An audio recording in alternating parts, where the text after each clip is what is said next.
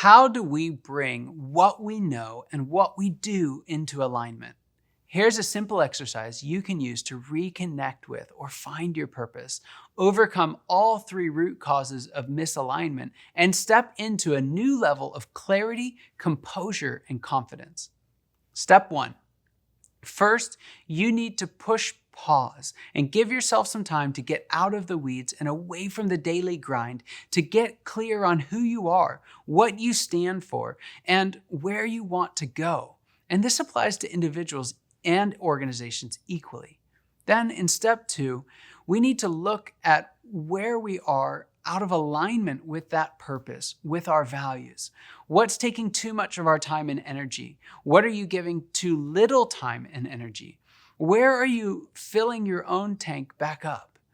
Where are your actions or your decisions incongruent with who you are and what you believe?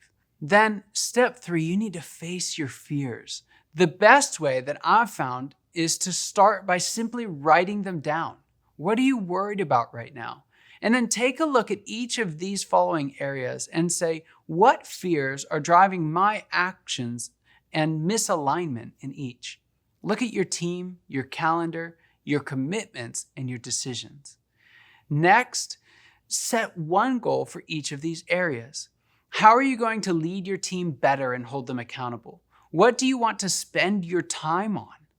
What commitments bring you the biggest reward and return? What are you going to change about your decision making? And then take the time to write these goals down, print out a copy, and keep it on your desk so you can read it every single morning as you start your day. Then in step 5, armed with the clarity you need to create space.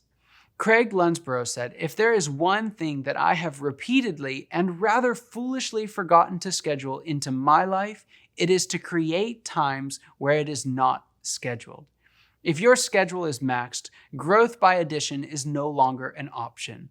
And so armed with the clarity of purpose, your next step in overcoming an overbooked calendar is to stop doing something.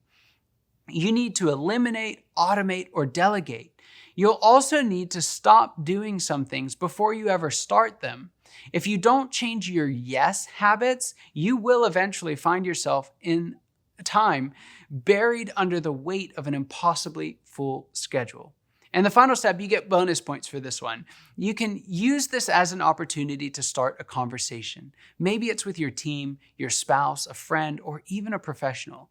I've found that our fears shrink whenever we shine a light on them and share them with someone that we trust. There's something very special that can happen in those moments of vulnerability, and everyone comes out of them better than they were before. So I hope this series has helped you to bring greater alignment to your life and your leadership. Following these steps will give you the confidence that you need to do the right thing, no matter how small or big it is.